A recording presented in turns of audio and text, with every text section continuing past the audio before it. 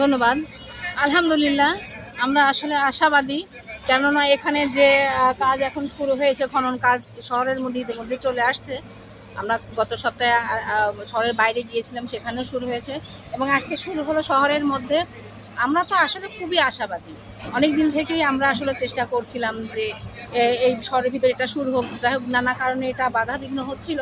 তো এখন যেহেতু এটা এখন শুরু হলো, ইনশাল্লাহ আশা করব আমরা এটা কাজ পুরো দমে এগিয়ে যাবে এবং আমরা আশাবাদী অবশ্যই যেটা পুরো দমে কাজ হবে এবং ইছামতি তার আগের রূপেই ফিরে যাবে। পাবনাবাসী এখান থেকে তার সুফল ভোগ করবে এবং আমরা সবাই, শুধু আমরা পাবনাবাসী না, পাবনার আশেপাশে যারা আছে তারাও এই বিষয়ে সুফল ভোগ করবে। আসসালামু আলাইকুম।